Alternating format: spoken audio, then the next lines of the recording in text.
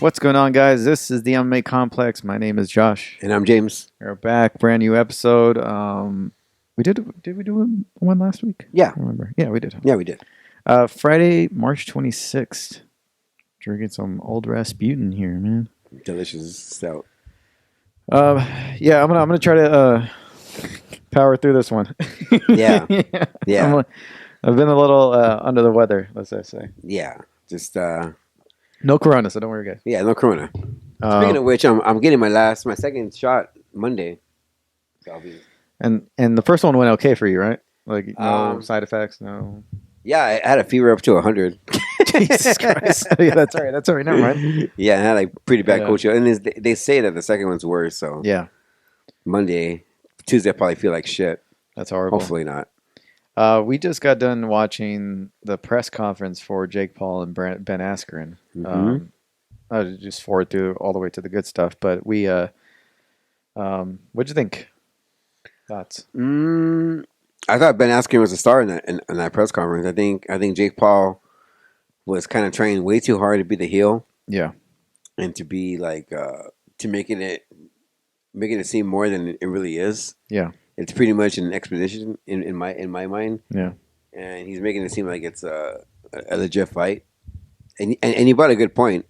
Like he's calling out these like fighters from different, like from MMA and so on. How come he doesn't call out any fighters from the top 10, top 15? from boxing. From boxing. Because I think he knows. He knows it's like it's different because you're calling out. I think this outside misconception about MMA is that you don't.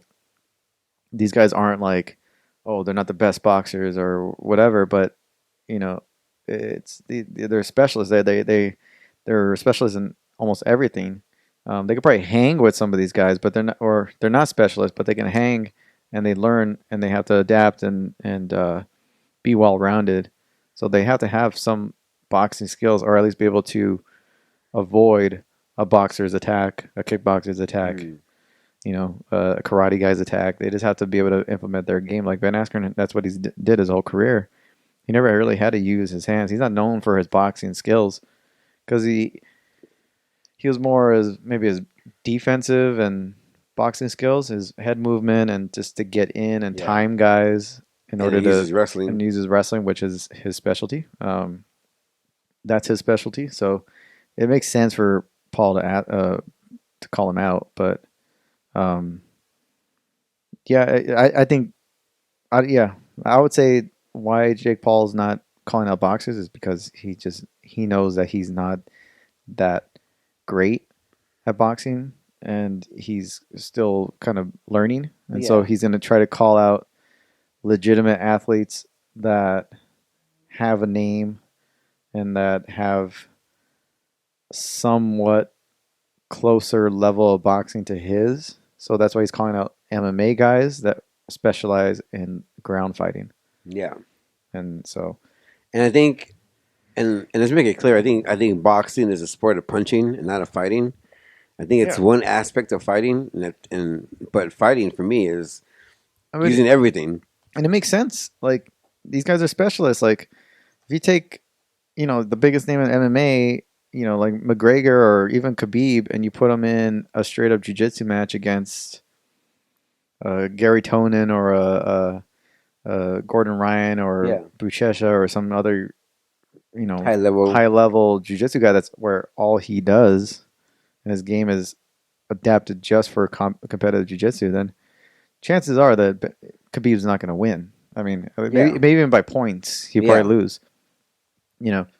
Same if you go take a high level striker in MMA and put him into like a specialized, form of stand up. Mm-hmm.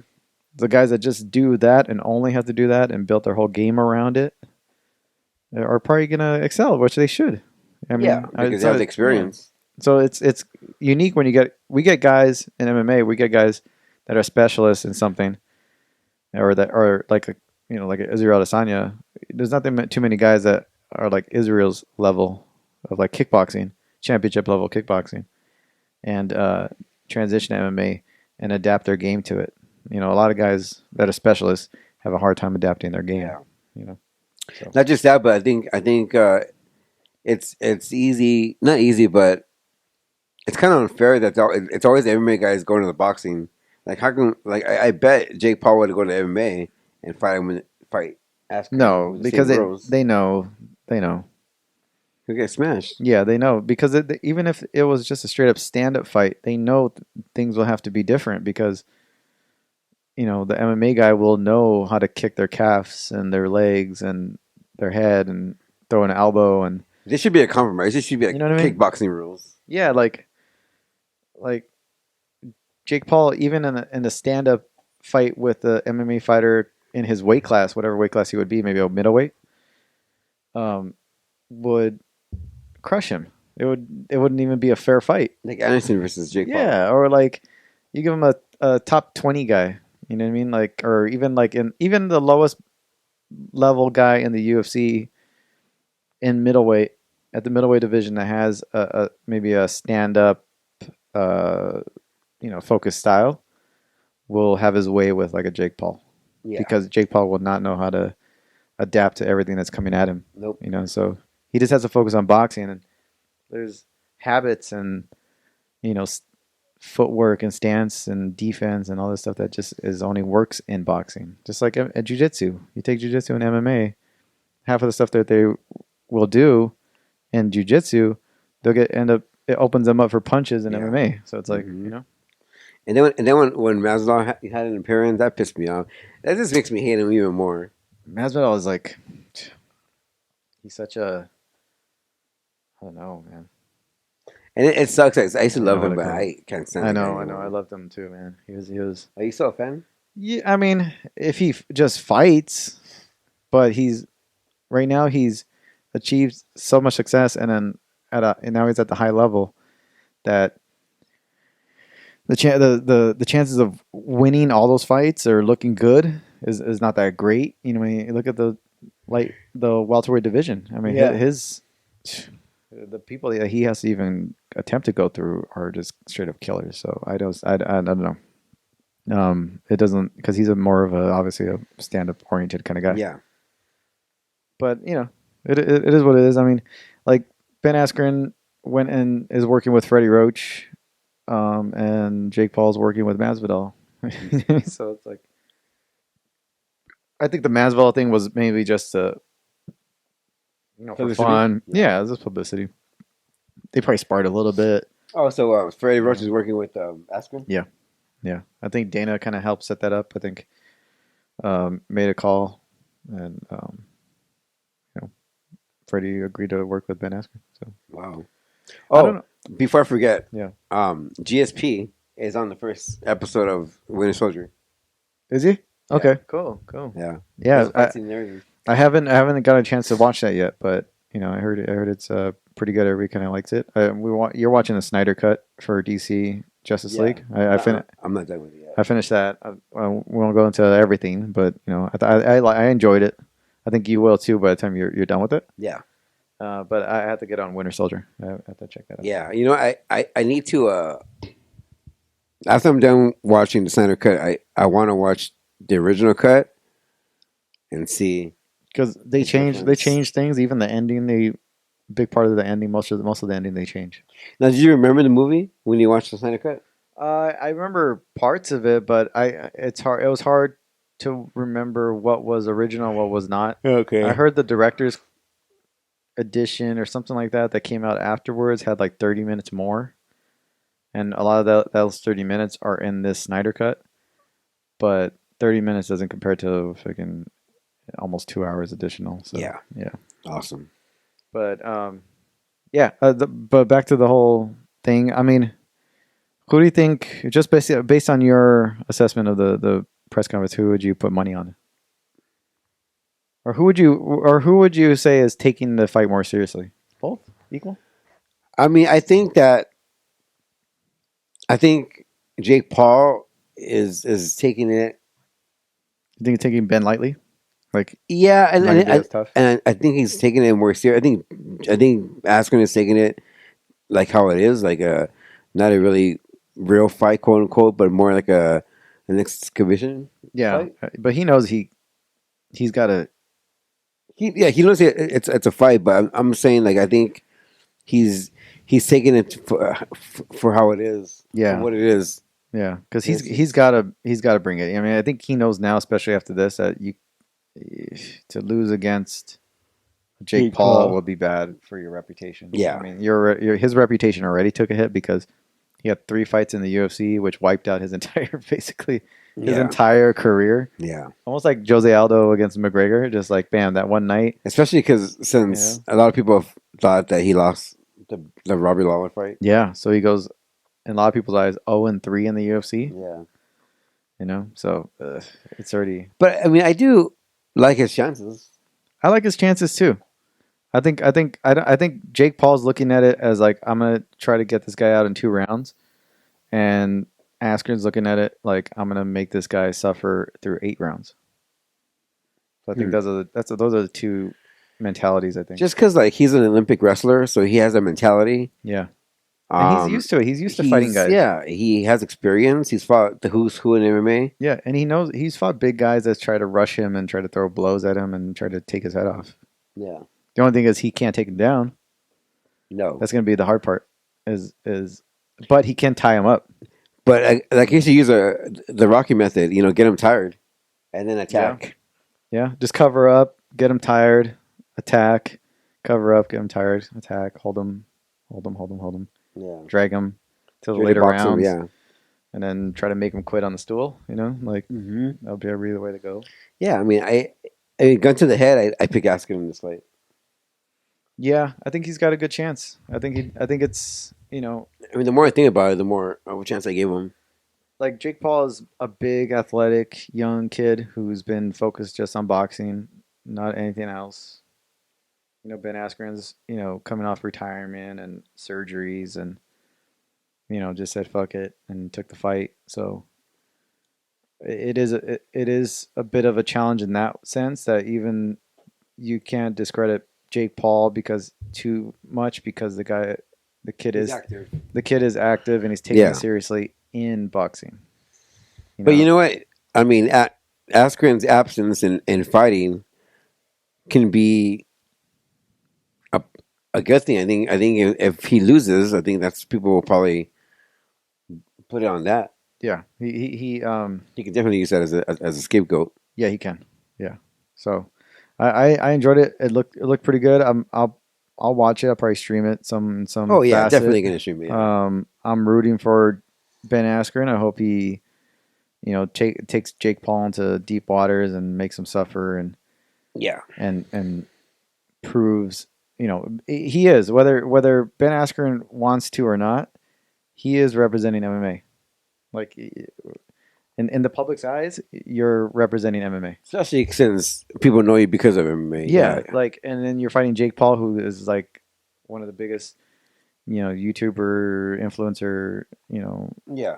trolls, around right now. So you have to, whether the It thing is is, what it is. Yeah. yeah, Ben doesn't think that he's representing all MMA, but you are. Yeah. So you better get in there and do your work. Yeah. You know? Yeah. That's true. Don't take this shit serious.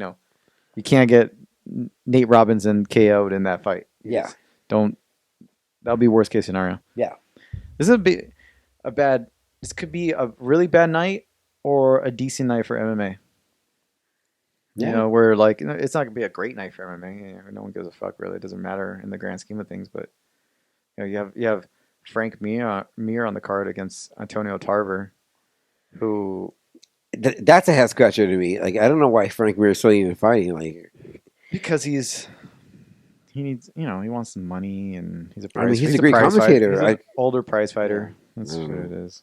Retired. I mean, it's really sad. I think Frank Mir is going into it as I probably might lose against this because he's fighting a legit boxer. Yeah. Antonio Tarver I don't know much about him, but I know the name. Yeah. And he's probably been retired for a long time, but he looks in decent shape and he's a big guy. You know what I mean? So Frank's gonna go in there, and Frank's not known for his Cardio. his chin, or his amazing boxing. And he's very slow. And he's slow. Yeah, I think He has everything against them. I think Frank Mir going into the night is just going to ruin everything. It's like, dude, like we already had enough with Ben Askren risking everything on and putting MMA on the line. Now we have you going in there, fucking Putting your head, your putting your head nose. where your nose and all this stuff where it doesn't need to be, and then you're gonna fucking embarrass MMA before we even get to Askren. You know what I mean? Like it's like I can see him getting knocked out, I can see him getting knocked out too. I'm like, or yeah, badly we're TKO. gonna go into the Askren fight like praying that he has a good fight. Yeah, You know what I mean? Because Frank Mir just embarrassed us. You know yeah. what I mean? So it's like I didn't know why. Yeah, because of payday, and I bet you he's not even getting like a quarter of what Askren's getting paid. He's probably getting paid a combination of like maybe two fights of his previous put together. yeah, Askren's getting like the biggest purse of his career. yeah, You know what I mean? So it's like, yeah. ugh. And if you listen to Frank Mir, he's like already like, oh, I'm just gonna go in there and have some fun and see how it goes and this and this. I'm like, oh Uh, god, like yeah, I'm glad you're on the undercard. I'm glad. yeah. No one's Hopefully, gonna no make one it watch watches you. it. All right, so as far as news goes, there wasn't a lot, right, in the last week or so. No, I think this weekend's card and the Askin fight is a dominating headlines. Yeah, I can't think of a lot of other stuff that's really been like out in the news. But I mean, I think this weekend you got a lot of things to talk about. Um, you have the return of Sean O'Malley, and he's fighting another guy who's making his return, Thomas Almeida. Oh crap! Sean O'Malley. I mean, he had to have known that he was probably going to get asked about the whole podcast situation and Megan Anderson, Yeah, which he should have just had nothing. Like, oh, it was what it was. All the best to Megan, but yeah, and left it at that. But he was like, Megan should have just not let words affect her, and obviously in the podcast I didn't say anything, he and just makes me look good and I him sound mean, like a I'm like, oh, it's jackass. just, I mean, and then all of a sudden, headlines, boom, in the MMA community, really, but Like blaming Megan for it. yeah, yeah. Which there was one thing outside of this whole card that runs along the same thing with having to do with people speaking outside of the promotion and on the internet and on YouTube or whatever. With Adesanya, he had a tweet that was directed towards Holland, and saying that I think Holland was calling him out, and then Israel said like, "Oh, I'm gonna rape you," and so that's already cost Adesanya some sponsors. So Mm. I think one of the government officials of New Zealand, which I'm sure is probably Adesanya's neighbor because it's not a freaking big place, but they were asked about it, and that person was kind of disapproved of the comments and this and that, and I'm gonna have a word with Adesanya and discuss, talk to him about it. Adesanya took the tweet down, and then Adesanya had a sponsorship deal going on, like a commercial or something like that, with BMW New Zealand, and they canceled that whole promotion with Adesanya after this Oh tweet. shit! So it's that one tweet which he deleted already, and it was because Holland called him out. Already cost Adesanya Some some dough. dough, Yeah. and I'm sure will be talked about this weekend at the press conference for Dana. I mean, it's crazy to think that. I mean, after you see so many, not only fighters, but so many celebrities, Yeah, get hit with sponsors because of what they said, like you would think that he'd be smart enough not to do or tweet those things. But yeah, like every time something like this happens, I always ask myself, like, where are the managers at? Like, yeah. where's That's it. But that's the problem when you have yes, man? yes men, and you have Twitter, and you have everybody has a voice, and everybody's watching, and when you're like Adesanya, you're the biggest star in your country almost right now, at least in the fight game. A lot of eyeballs are on you. So when you put out a tweet saying like, "Oh, I'm gonna rape you," in New Zealand, and you're one of their biggest stars right now, and you're gonna get some backlash in your country because it's just the way it is right now. And then when you reach a certain level, it's a lot more eyeballs are on you. The mainstream people are on you. You know what I mean? So I But I don't know. want, it's crazy to me how like you would, I don't know. Like we know it as just like it's fight talk. It's like two fighters talking shit, but they're talking shit in public But we're living, forum. yeah, like we're living in a different world Yeah, nowadays. we're living in a different world, You can't do that shit and if you, you're a public figure. yeah, and you kind of still have to watch what you say now, even if it's in the fight game. You gotta be careful, man. Like it's a different world right now. People are on everybody for everything, and when you reach a certain level, you start to lose money. Yeah, So, and like you're responsible for what you say, and like I mean, words like rape or anything like that, it's gonna cost you some money. so It sucks. yeah. So Sean O'Malley, I think his brief comment made the MMA Yeah, Sean should rounds. just shut the hell You up just shut it. and Just just shut up. say I don't want to talk about it, or just say anything, but But don't put Megan in fault. As much as I hate Megan, yeah, oh by the way, I love her on her Twitter. It says a professional fighter, not UFC fighter. yeah, yeah. Fucking love it, fucking bitch. So they have who else? Vicente Luque is versus fighting Tyron Woodley. This is basically Tyron Woodley's. This is I would say this is his last fight. If he loses, this is his last fight with the UFC. Yeah, Um,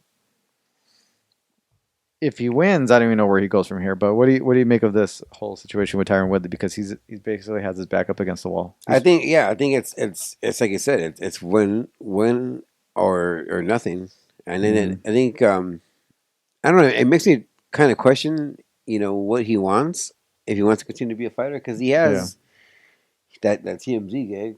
yeah, I mean, why would you want to fight if you have that? yeah, And he was like all like, I know, like his last fight, he was like, he kept saying like Black Lives Matter, Black Lives Matter. yeah. At the press conference. That holds for every question. Yeah, I don't know. I just think that if he feels that strong, like he feels like he's like being used by the UFC or he's like they don't treat him right, then leave. I mean he's always had that stance almost his entire career. Yeah, Um, yeah, I don't know. I think this is a bigger fight because if he was fighting like a top five guy and this was his fourth fight and potentially fourth loss, he would have an argument to say that like, oh, I'm fighting the best in the world. You know what I mean? I can fight.